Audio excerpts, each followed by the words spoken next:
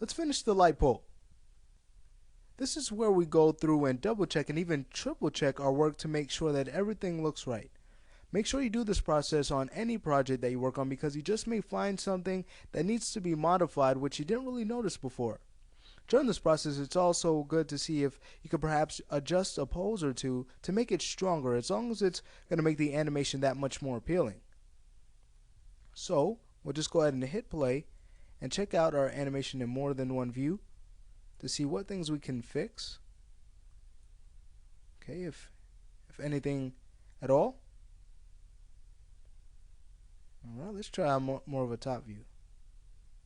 Okay, so one thing we can adjust are the shoulders. Notice as the arms are coming up, if we scrub through, notice how the shoulders aren't really rising when they should. So let's work on that. We'll go to our Viz C to bring back our controls. And we can start with the right shoulder. So the right shoulder should come up at about frame 8. We'll also go into our perspective and graph view so we can adjust our tangency here. So that shoulder's at its height at about, or that shoulder would be at its height at about frame 8. So we could go to the rotate Z and just bring up the shoulders from there. Great. Then it comes down on frame 10, but we can delay that so we get a better follow through motion in there. So we'll just take this key on frame 10 and let's move it down about 2 more frames to frame 12. Great.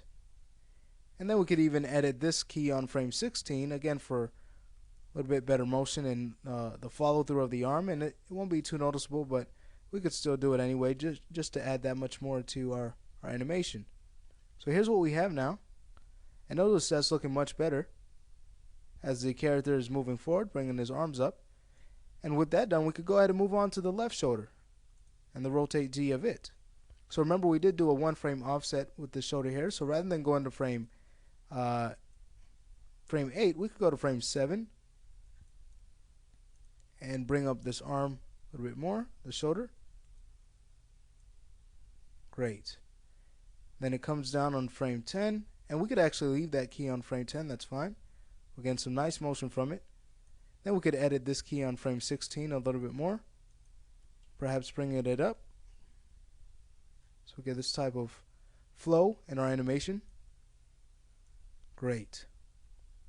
So with that done, we can go ahead and do a play blast or two to check out our results from doing these adjustments, these modifications. So we can check out one play blast from, let's say, our back view here.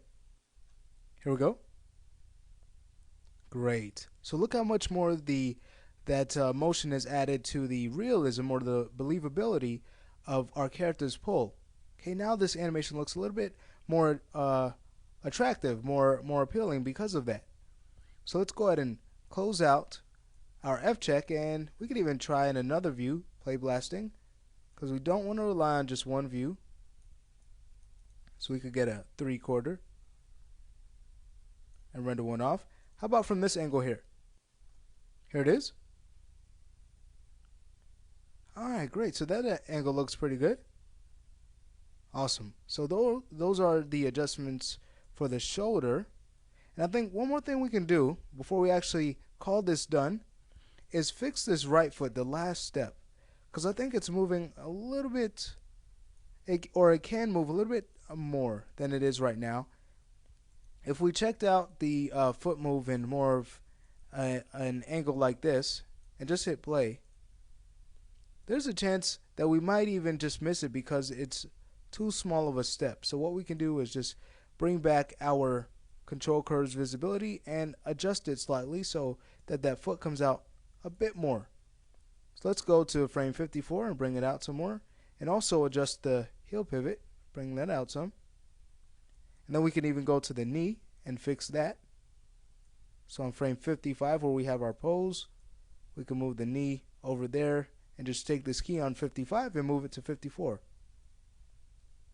Great, so now we get a little bit better step in there, something more noticeable, and still not too much.